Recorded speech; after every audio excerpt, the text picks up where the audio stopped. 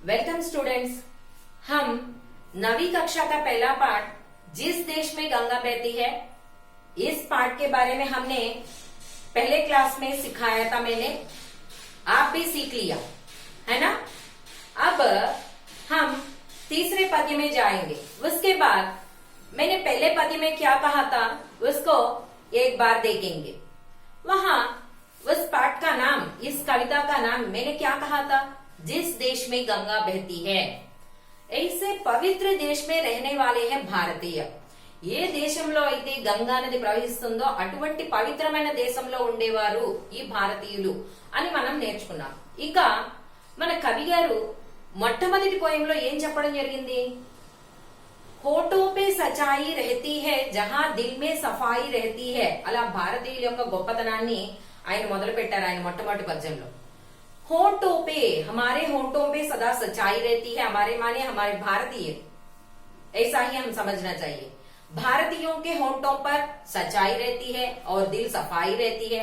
और दूसरे पद्य में जो मेहमान होता है उन सबको हम आदर सत्कार करते हैं, माने अतिथियों को सत्कार करते हैं। ऐसे भारतीय हैं, ऐसे बड़े दिल वाले हैं भारतीय। इनके बारे में हमने जान लिया पहले दो पद्यों में। अब मैं यहाँ तीसरा पद्य भी लिखा था। आपके पास टेक्स्ट बुक्स है तो वो खोल लीजिए और एक नोट भी रख लीजिए। जो कुछ मैं यहाँ लिख रही हूँ आपके टेक्स्ट बुक्स में भी है, आप वहां भी देख सकते हैं, नहीं तो यहाँ स्क्रीन पर देखकर आप लिख सकते हैं। मैंने यहाँ शब्दार्थ और भावार्थ भी लिखा था, ध्यान से सुनिए। मैं बीच में तेलुगु में भी कहती हूँ, आपको समझने की कोशिश कीजिए। आइए तीसरा पद्य देखिए। यहाँ बच्चों के लिए जो धरती माँ सदियों से सब कुछ सहती है, हम उस देश के वासी हैं जिस देश में गंगा बहती है।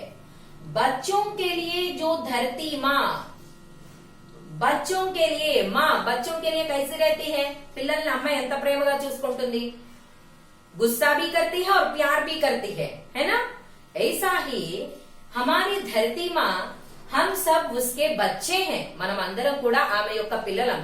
इसलिए हमसे की गई कई भूलों को वह सह रही है। అందుమూలనే మనం చేసినటువంటి ఎన్నో తప్పుల్ని సహిస్తూ వస్తోంది। ఎప్పటి నుంచి?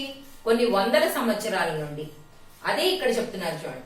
बच्चों के लिए जो धरती माँ हमको बच्चे मानती है, इसलिए हम सबसे किए कई भूलों को सदियों से सब कुछ सहती है। सदी माने శతాబ్ది, కొన్ని వందల సంవత్సరాల నుండి सब कुछ అన్ని కూడా सहती है, సహిస్తూ ఉంది, ఓర్పుగా ఉన్నది। हम उस देश के वासी है, అటువంటి దేశంలో మనం ఉన్నాము। जिस देश में गंगा बहती है, ये देशंలో అయితే जिस देश में गंगा बहती है उस देश के रहने वाले हैं हम, माने भारतीय। यहाँ शब्दार्थ लिखा था मैंने, देखिए। धरती पुड़मी अवनी, भूमि धरणी धरित्री, ये भी है पर्याय शब्द है इसके। सदी శతాబ్ది వందల సంవత్సరాలు అంటే। भावार्थ मैंने यहाँ लिखा था, देख लीजिए। भारत भूमि अपनी माता के समान पवित्र और दयामयी है। सदियों से अपने संतान से किए गए सभी कर्मों को बड़े दिल से सह रही है। ऐसे उत्तम देश के रहने वाले हैं हम भारतीय। భారత్ భూమి, భారతదేశము అప్ని మాతాకే సమాన్, మన తల్లిలాగా, మన తల్లి ఎంత ప్రేమగా అయితే చూస్తుందో అంత ఇదిగా। పవిత్ర और దయామయి है, పవిత్రమైనది, దయగలది। సదియోं से अपने संतान से, अपने संतान माने हमसे, సదియోं से కొన్ని వందల సంవత్సరాల నుంచి ఆమె పిల్లలు చేసిన ప్రతి తప్పుని కూడా, सभी कर्मों को, తప్పే అవనండి ఒప్పే అవనండి, गलत है या सही है, वो सब कुछ सह रही है। बड़े दिल से, మంచి హృదయంతో సహ రही है। ऐसे उत्तम देश के, అటువంటి उत्तम దేశంలో रहने वाले हैं हम भारतीय। अब चौथा पद्य देखिए। यहाँ पद्य 4। कुछ लोग जो ज्यादा जानते हैं इंसान को कम पहचानते हैं। ये पूरब है, पूरब वाले हर जान की कीमत जानते हैं। कुछ लोग जो ज्यादा जानते हैं, कुछ लोग होते हैं वो कैसे होते हैं?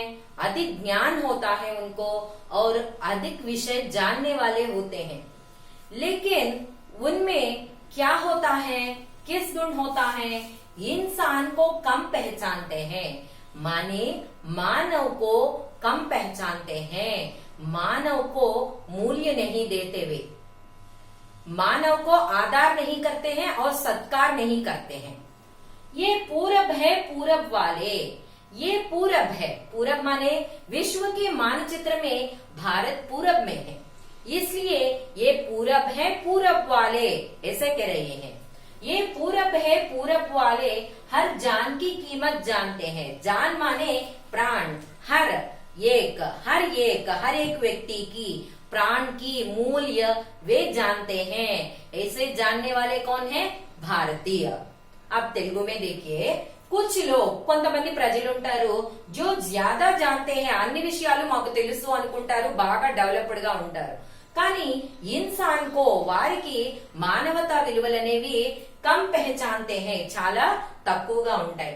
ఏ పూరబ్ హే, పూరబ్ వాలే, వీరు తూర్పు వారు। ఎందుకంటే ప్రపంచ పటంలో మన భారతదేశం తూర్పు వైపునుంది, అందుకు ఈ మాట వాడుతున్నారు।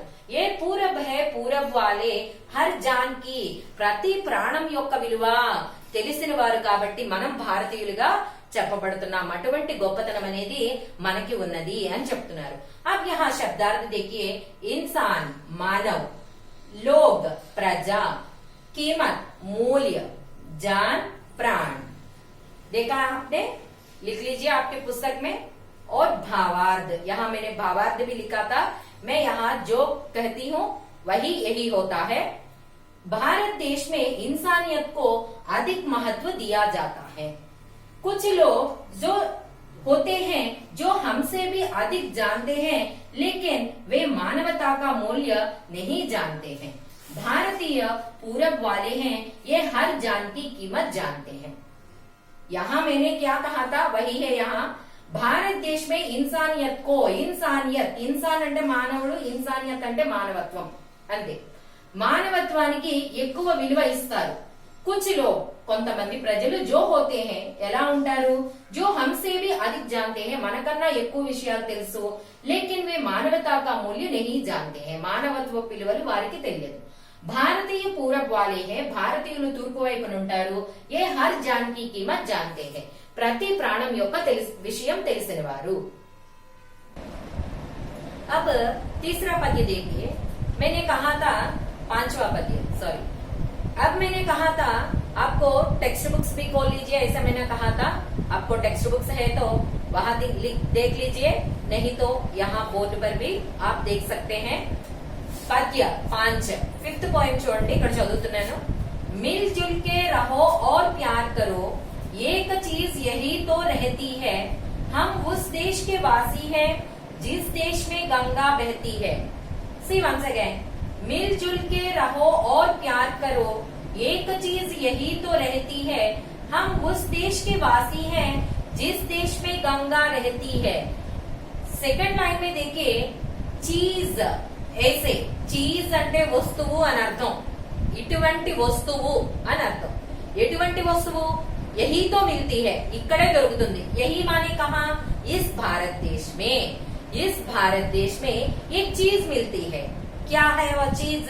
वह चीज है मिलजुल के रहना और प्यार करना।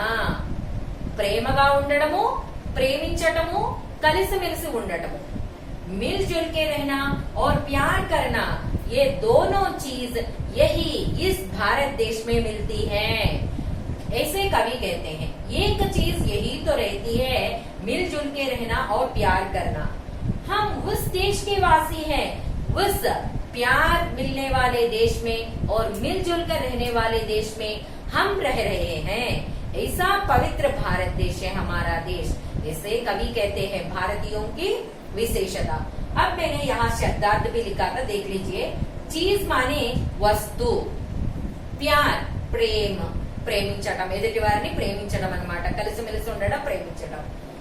भावार्थ देखिए, संसार में कहीं नहीं दिखाई देने वाली వసుదైక కుటుంబకం, యూనిటీ అండ్ డైవర్సిటీ అని అంటాం, భిన్నత్వంలో ఏకత్వం, అది ఆ మాట। సంసారమే ప్రపంచంలో కहीं नहीं दिखाई देने वाला మరి ఎక్కడా కనబడనటువంటి వసుదైక కుటుంబకంకి పవిత్ర భావన, అటువంటి పవిత్రమైన భావన, ఆలోచన. భావన అని ఎందుకంటున్నారు అక్కడ? ప్రతి ఒక్కరిలోనూ ఉంటుంది. అక్కడ చిన్న పేద అనే భేదం ఉండదు మనకి.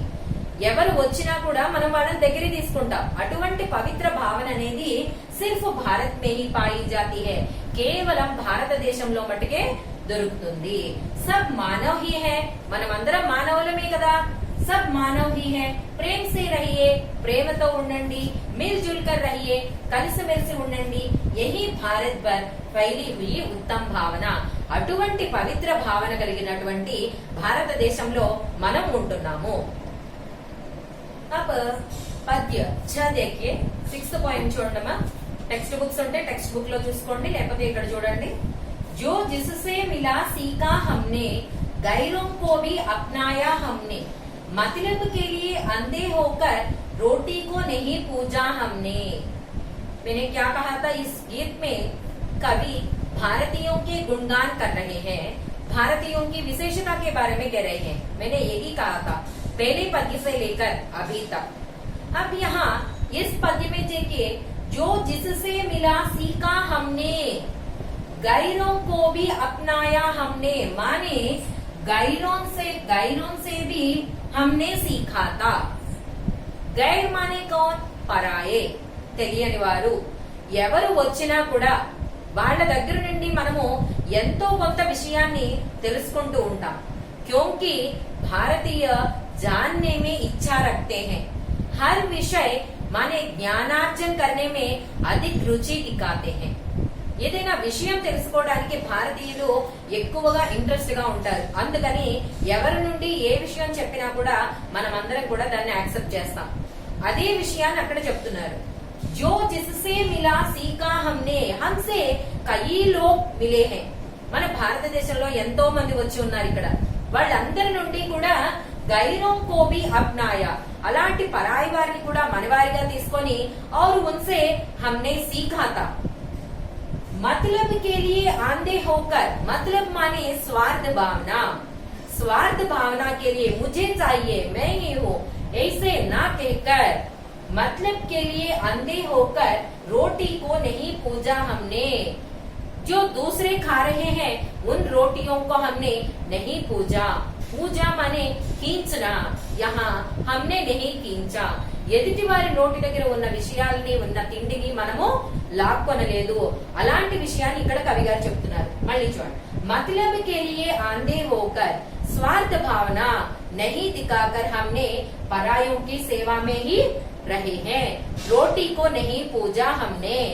और यहाँ देखिए शब्दार्थ गैर, पराया, अननोन पीपल. मतलब स्वार्थ, पूजना, खींचना. मैंने यहाँ कहा था रोटी को नहीं पूजा हमने.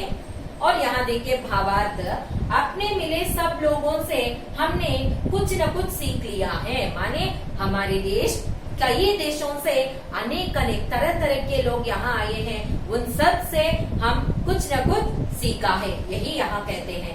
परायों को भी हमने अपनाया. पराय माने अंग्रेजी लोग हमारे पास आकर कई जुल्म किए हैं, लेकिन उनको भी हमने अपना लिया और उनसे भी हमने सीखा था. अपने स्वार्थ के लिए, और हम भारतीय अपने स्वार्थ के लिए हम नहीं किसी को हानि नहीं पहुंचाते हैं. हानि అనేది ఎదుటి వారికి చేయలేదు. अब 7वां पद्य देखिए. अब हम तो क्या सारी दुनिया से कहती है, हम उस देश के वासी है जिस देश में गंगा बहती है. See once again. अब हम तो क्या सारी दुनिया से कहती है, हम उस देश के वासी है जिस देश में गंगा बहती है. अब हम तो क्या, हमारी वीरता, हमारी संस्कार, हमारी सभ्यता, हमारी संस्कृति, हम कहना क्या है, हमारी संस्कृति हम कैसे कहते हैं, है ना. हमारे गौरव हम कैसे कहते हैं. सारी दुनिया हमारे भारतीयों के बारे में जानती है. ये हम नहीं कह रहे हैं, सारे विश्व कह रही है भारतीयों की विशेषता. माने हमारी विशेषता हम कहने की कोई काम नहीं है. विश्व सारे विश्व कहती है हमारी विशेषता क्या है, यही इस पद्य में कवि कहते हैं। अब हम तो क्या सारी दुनिया మనమేంటి సారీ దునియా ప్రపంచమంతా కూడా సారీ दुनिया से ప్రపంచ మొత్తం అందరితోనూ చెప్పుకుంటున్నారు ఏమని, हम उस देश के वासी हैं जिस देश में गंगा बहती है, जिस देश में पवित्र गंगा बहती है। ऐसे पवित्र गंगा नदी बहने वाले देश में रहने वाले भारतीय ही उतने ही पवित्र और महान है, ऐसे इस पद्य में कहते हैं। और यहाँ शब्दार्थ देखिए, सारा पूरा టోటల్ అన్నమాట, పూర్తి అని అర్థం। దునియా విశ్వ, దునియాకి ఇంకా చాలా పర్యాయ శబ్దాలు ఉన్నాయి, विश्व, संसार, जग, ये सब कह सकते हैं हम। भावार्थ देखिए, भारत और भारतवासियों की महानता पूरा विश्व जानती है। भारत और भारतवासी, భారత్ అంటే భారతదేశం, భారతవాసి అంటే అక్కడ ఉండేటువంటి వారు, నివసించేవారు అన్నమాట, నాగరికులు। भारत और भारतवासियों की महानता, వారి యొక్క గొప్పతనం పూరి విశ్వ जानती है, ప్రపంచమంతా తెలుసు। क्योंकि ఎందుకంటే భారతవాసి सिर्फ भारत के ही नहीं सारे विश्व के है, అంటే భారతీయులు కేవలం మన భారతదేశంలోనే లేరు, అన్ని చోట్లకి వెళ్లి हमारी महानता उनको दिखा रहे हैं। इसलिए ऐसे भारतीय పవిత్ర గంగా నది బహనే వాలే దేశ్ మే रहते हैं, అటువంటి భారతీయులు పవిత్ర గంగ ప్రవహించేటువంటి నది ఒడ్డున ఉంటున్నారు అని కవి గారు చెప్తున్నారు। अब मैं यहाँ कुछ भाषा की बात लिखा था, यहाँ व्याकरणांश अधिक है लेकिन मैंने यहाँ कुछ ही शब्द लिखा था। आपके पास पुस्तक के सहारे मैं जब कहती हूँ आप एक एक अक्षर का, एक एक शब्द का अर्थ लिखकर पहचानने की कोशिश कीजिए। जब मैं पाठ कहती हूँ तभी आप लिख लीजिए। मैं यहाँ कुछ ही शब्द लिखा था। पहले यहाँ देखा था विलोम शब्द, विलोम शब्द माने अपोजिट वर्ड्स। यहाँ देखिए मैंने यहाँ लिखा था सच झूठ, सच झूठ, साफ गंदा, साफ गंदा, अपना पराया, अपना पराया, प्यार द्वेष, प्यार द्वेष, धरती आकाश, धरती आकाश, पूरब पश्चिम, पूरब पश्चिम, गए अपना, गए अपना, अंधेरा प्रकाश, अंधेरा प्रकाश, जान अनजान, जान अनजान, प्यार द्वेष, प्यार द्वेष। और यहाँ मैंने लिखा था मुहावरों का भाव। मुहावरा आपको अंग्रेजी में प्रोवर्ब कहते हैं। मुहावरों के बारे में एक बार मैं आपसे विमर्श के रूप में मैं कहती हूँ, अब यह लिख लीजिए। आपके पहले पार्ट में जो मुहावरे हैं वह मैंने लिखा था। जान से प्यारा होना, अपने प्राणों से भी प्यार करना। देखिए फिर से, जान से प्यारा होना, अपने ప్రాణం से भी प्यार करना। ప్రాణం కన్నా ఎక్కువగా ప్రేమించడం జాన్ సే ప్యారా హోనా అంటే, మనకన్నా ఎక్కువగా ఎదుటి వారికి విలువ ఇవ్వడం, అది భారతీయుల యొక్క గొప్పతనం అని చెప్పుకున్నాం కదా, అదే పదాన్ని ఇక్కడ చెప్పారు। मतलब की रोटी पूजना, स्वार्थ से जीवन बिताना। मतलब की रोटी पूजना అంటే స్వార్థ భావంతో గడపడం, ప్రతి అడుగు కూడా స్వార్థంతో వేయడం, అది मतलब की रोटी पूजना। मतलब के लिए आंधे होना, స్వార్థం, స్వార్థ के लिए दूसरों की हानि पहुंचना, మన స్వార్థం గురించి ఎదుటి వారికి హాని కలిగించడం, दूसरों को हानि पहुंचना, यही इस शब्द का अर्थ। यहाँ हमने इस पाठ में कुछ व्याकरणांश भी लिखा था। अब यहाँ तक आप लिख लीजिए और पढ़ लीजिए।